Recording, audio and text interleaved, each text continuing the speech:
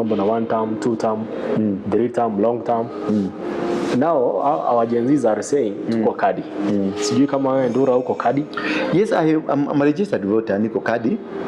But beyond Niko Kadi, there must be a narrative beyond Niko Kadi. You know, in Kenya we have so many narratives and slogans, political slogans, society slogans. And yeah, that's what I'm saying. When Mau Mau went to the bush to fight for the freedom, they were all young people. They were the Gen Zs of then. They were young people. The oldest were 30 years, 40 years. And most of them, they were in their 25. Can the slogans bring a revolution? Let me finish this one. These young people, they have always been there. Orengo, when he started fighting for this nation, he was a university student. Raila the same, he was a young man. And I was a young man when I was in Mungiki. And they see now conform and the Gen Zs are young people. There is this thing I would want to advocate to people, to these young people, because I will be speaking to them that day, that we must go beyond the narrative of the slogan, because the slogan cannot change. We have had slogans. We had the slogan of Matiba, let the people decide. We had Moi, peace, love and unity.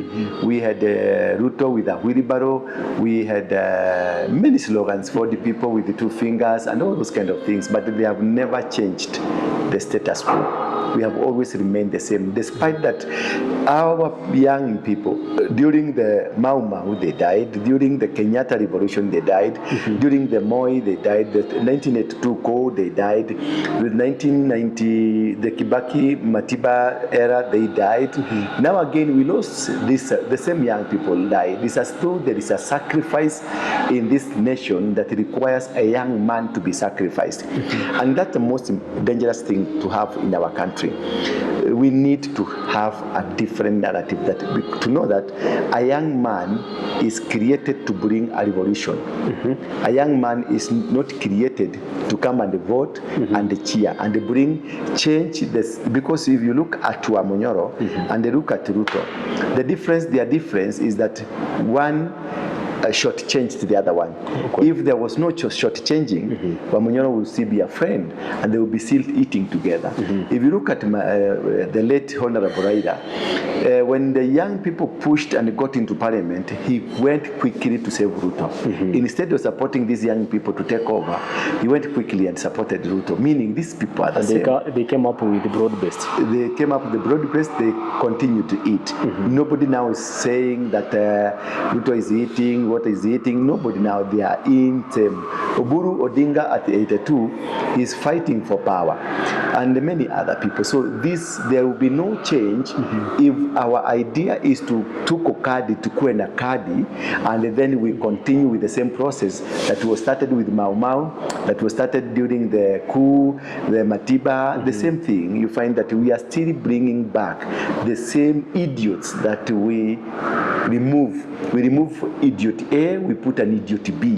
It's only a t-shirt they change and we bring them back. We need total revolution. So Niko Kadi should have a beyond Niko Kadi narrative that we need to overhaul the nation. We need to close Kenya for innovation. We need to do everything possible and make sure we change completely our systems. Like what is happening with the Traore, changing complete system and then have brand new people for brand new systems in this Kenya and for brand new Kenya. Kenya should be closed. Tuko Kadi should be a narrative of closing Kenya for renovation. Once the house is renovated, we get new furniture, we get new artilleries, we get new everything, and we have a new system that will run this nation for the next dispensation of 100 years. Then we change. But we cannot continue having to say Tuko Kadi, Tuko Nini, Tuko Nini, whatever we are saying we are, but we are not changing. We are now saying we are not looking at the DCP guy as our savior. This is the same guy we voted together in the wheelbarrow. He didn't change anything. They are now fighting over something. They are not telling us why they went into fighting. They are fighting. Now, this guy has said, we our community is being haunted. We, our community, we are being haunted. We, our community. Now it has turned out to be a community. The same thing we fought tribalism. We completed because when we were in, for the first time, Kikuyus voted for Ruto. For the first time forever, Kikuyu voted for Raila. They voted for Ruto, and so the Kikuyus were set platform. Yeah, now let us stop this tribalism thing.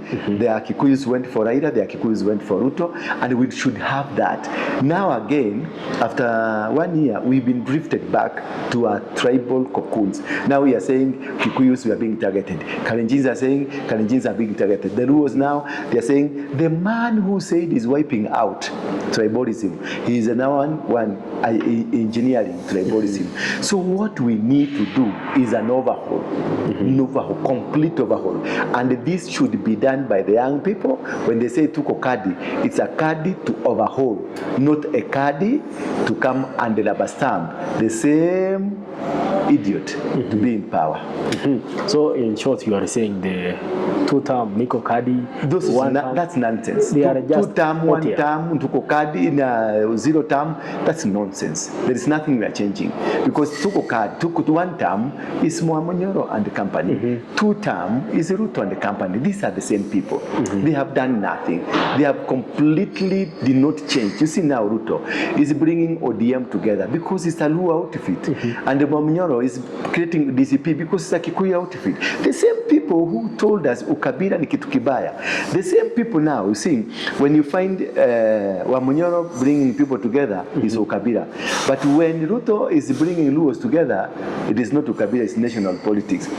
And you keep to wonder. When Wamunyoro speaks in Kikuyu in Nyeri, that is ukabila. But when Ruto goes to Bomet and speaks Kalenjin, that is nationalism. It's a symbol of national unity. That hypocritical moves, that is what we are against. That's hypocritical leaders, that they don't care about you, they care about their stomach.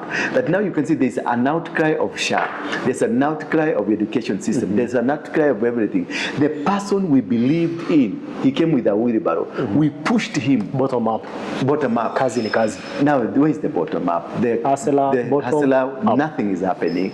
We are still the same people. We are still crying the same. We are still now getting back to square A to do the same thing we did when we were removing whatever Uhuru was trying to bring to us.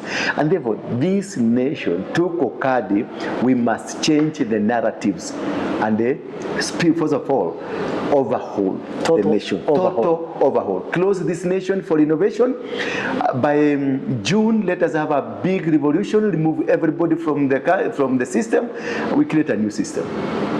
So you are telling the Gen Zs? Yes, I'm talking to Gen Zs. And Kenyans? And Kenyans. Total it is total overhaul. Mambo na slogans, mambo na kusema ati mimi ni DCP, mimi two-term, that is nonsense. It has been there. Let the people decide. It has been there. DP power, it is there. Oburu is now at 82. This person is looking for power. It's a youth leader. A youth leader. At 82. That is nonsense. That's total nonsense. Therefore, we need total overhaul. For Kenya to go forward, total overhaul. And we are going to support that. I'm going to champion that. I'm going to push for that.